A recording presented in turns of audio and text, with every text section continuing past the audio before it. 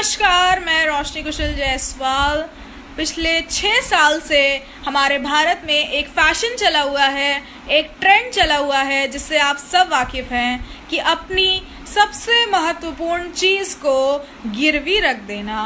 फिर उसके बाद आपसे जब पूछा जाए कि आपने ये गिरवी क्यों रखा, तो उसका सीधा सिंपल एक ही आंसर देना, जस्ट बिकॉज ऑफ मेंटेनेंस।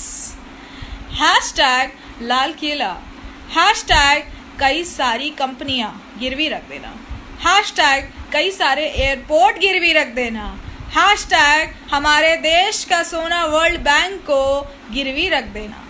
और ऐसी कई सारी कंपनियां हैं जो गिरवी रखने के कगार पे आ गई हैं। उन सब का जिम्मेदार कौन, इसके बारे में कोई चर्चा नहीं। लेकिन जैसे ही पूछा जाए क्वेश्चन कि गिरवी क्यों, it's just because of maintenance. हम लोगों की भी ऐसी नौबत कब आ जाए कि हमारे घर का सोना हमें गिरवी रखना पड़ जाए, कोई नहीं जानता, क्योंकि आगे आने वाला फ्यूचर पूरी तरीके से धुंधला दिखाई दे रहा है। लेकिन मैं आप सब भाइयों बहनों से ये रिक्वेस्ट करना चाहती हूँ कि जब आपकी ये सिचुएशन आए, भगवान ना करे आए, लेकिन ये सिचुएशन ऐसी है कि मुझे ऐसी बात करनी पड़ रही है, तो आप धड़ल्ले से जाइए रखने के लिए सोना गिरवी।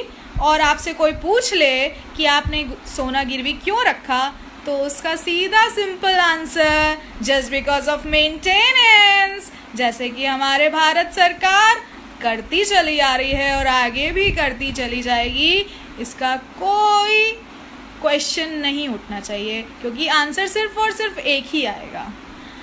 अभी हाल फिलहाल में 69,000 नौकरियों पे स्टे लग चुका है, जिससे आप सब वाकिफ़ हैं।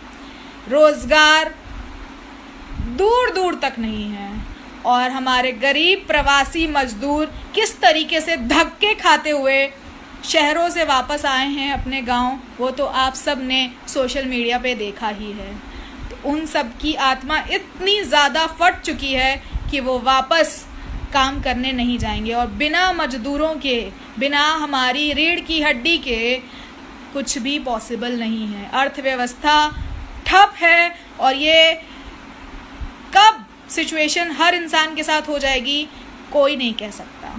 तो आपके पास बहुत अच्छा आंसर है कि मैंने अपनी चीज़ें इसलिए गिरवी रखी, जस्ट बिकॉज ऑफ मेंटेनेंस।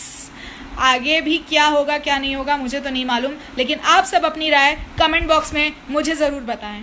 धन्यवाद, धन्यवाद।